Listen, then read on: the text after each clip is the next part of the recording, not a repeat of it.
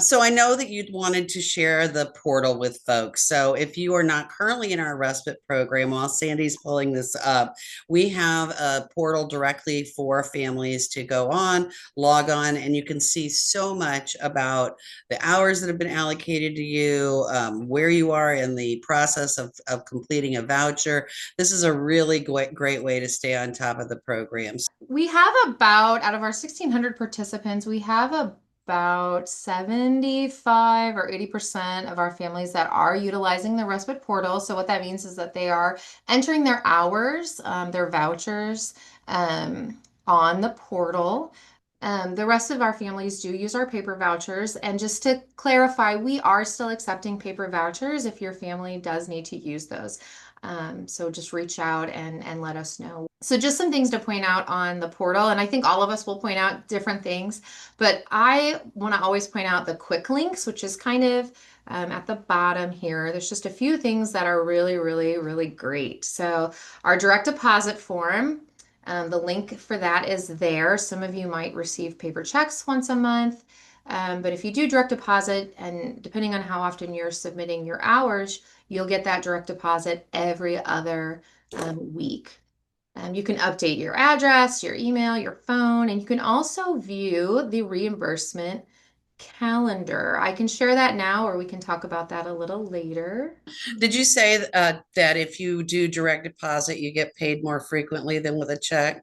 You do. So we do a check on the second payment of the month. Most months have two payments because everything is on Thursdays. Used to be Fridays for the people who've been with us for a long time. But now it's on Thursdays. There are a few months that have three Thursdays, but then that check is still mailed on that second Thursday. Now, we have seen some delays with USPS, the Postal Service, so that's another reason why we're really encouraging our families to sign up for direct deposit because then it goes directly to a bank account. We can do Chime accounts. Sometimes people are worried it has to be a checking or a savings, but there's alternative types of banking like Chime and things like that, and we can absolutely do that as well. So this is our calendar for the calendar year. We run on a fiscal year, but uh, we do print and publicize our respite calendar on a calendar year. We're getting ready to send out the new one in about a month or so. And so you can see on here the green days are submission deadlines and reimbursement dates. And then there's some other highlighted dates that there's a kind of a key to the one side that lets you know what those are. But those dates are really, really important. You want to get things in by a green day, and then you'll get paid by the next green day. That's the best way that I can explain it. There we go. Paige, how do you see people primarily using the portal? Are there things that you'd like to point out? Yeah, so I'm sure that we'll kind of get into the process of submitting the hours on the portal. We have that Find a Respite Provider tab. So I think someone in the chat had asked about where to find that list. So if you click there, that's got a bulletin board of different provider profiles that you can look at if you're needing someone, or if you're needing help finding someone that could be a respite provider. Um, they are not employees of the respite program, um, though they have reached out to us and expressed interest in working with our families. So it's more of a resource for families to look at and call and kind of start that process of doing their own interview and their own vetting process to determine if that person is the right fit for you and your family. And there are instructions on how to use the portal down under this important Arch program information. There's printed instructions where you can read, and there's a video that you can watch and things like that. And like we said, Paige is always happy to touch base with you and do a little portal training. There's a video up here as well. So a lot of our questions that we get frequently, I feel like are um, portal related, like an entry might be doing something funky or something like that. And so that's something to point out. You can submit a portal question, a case. They come to us as cases. So that's a really great way to get in contact with us very quickly. Carrie checks them, I check them. We have a whole, page checks them sometimes. So if you And is submit, that where you contact Arch Support? Is that Mhm. how a case is created? That's right there, and it goes directly to our Salesforce system, and so we have all your information, we have all your history. We can really dig deep and respond to you with an email or a phone call, and have all the information up front. While we're here, do you want to go ahead and I'm looking at the portal. I'm not really very familiar with it. So this is how easy it is. I feel like I understand it. What I'm seeing is that this Thursday is a submission date. So Mhm. I have got a couple days to look at what kind of respite that I've already used and I can submit. So can you pull up and show kind of how that form is available to people? With Mhm. one of the many members of the Clooney family that live in our database. I will just touch base on these pre-qualifying questions. So every time you submit a voucher, you will see these questions. These questions are also on the annual survey. They're on the acknowledgement form when you first enroll. And they're just verifying that some of your information is up to date and correct, and that you have some understanding, continued understanding about the program that is important to eligibility. So you'll click through those and hopefully say yes to those. One thing I will point out is that there are deadlines to when you can enter a voucher when it comes to like the calendar end of the month. So, for instance, the end of October, we can accept all of October and September, but you would not be able to enter any August hours any longer. You have to have entered hours either during the month of service, but after the service has happened, or the following month. Once it's reached that third month, as it were, the portal will not let you enter any hours. So that may be something that's a little different for families that used the paper vouchers in the past. We had a little bit more leeway, but that is no longer the case.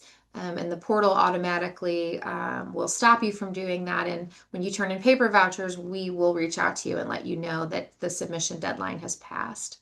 So I might let Paige talk through entering a voucher or just a line. Maybe I can click while you're talking though, if you'd like.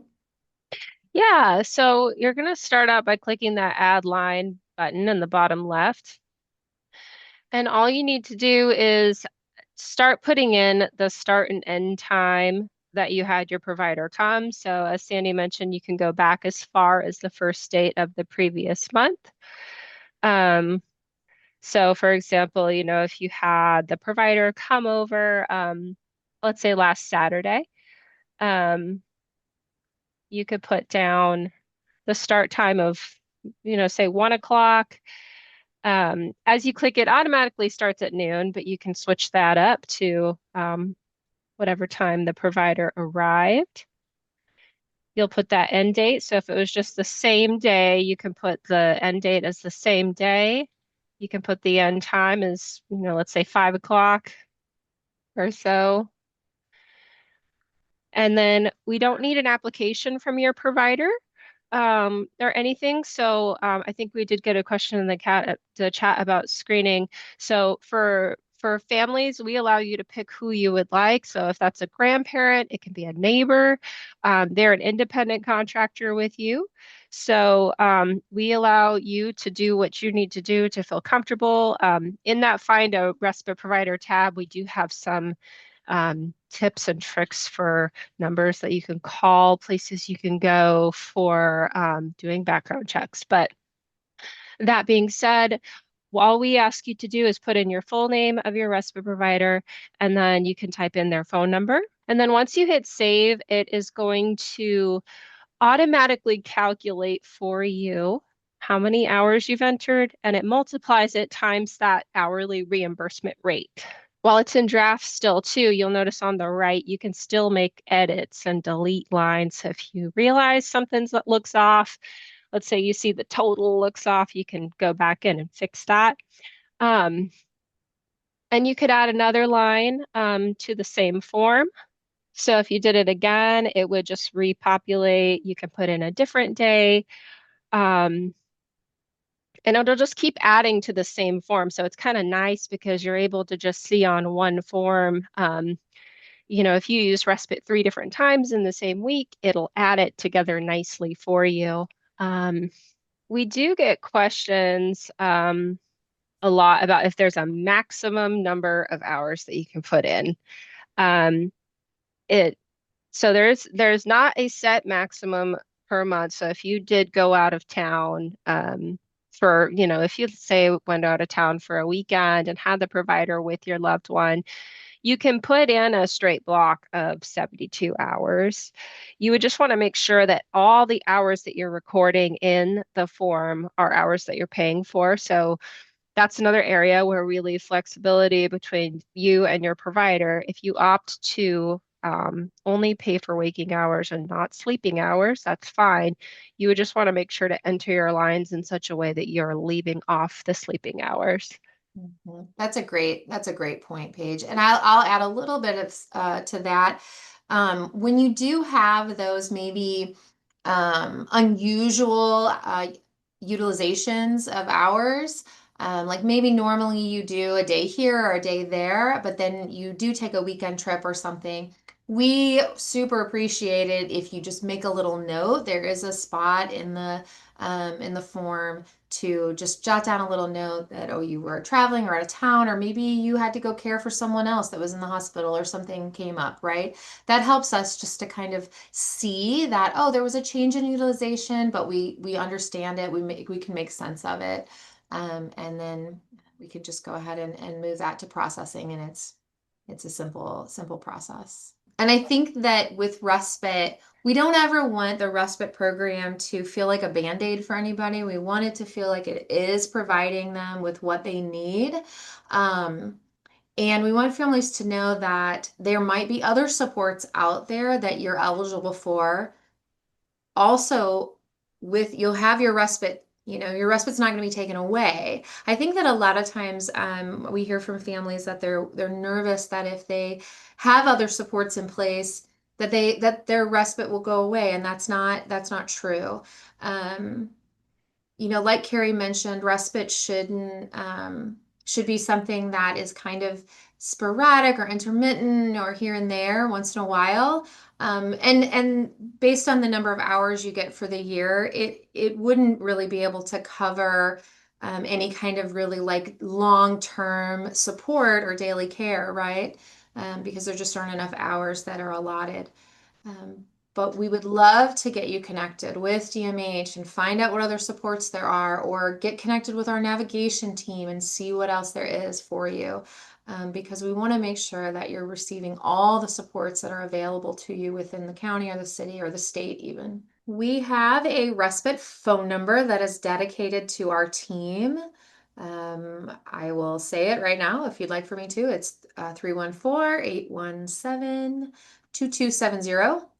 And then we have an email that is dedicated to our team. It's arch, ARCH, at slarc.org. So ARCH at SLARC.org.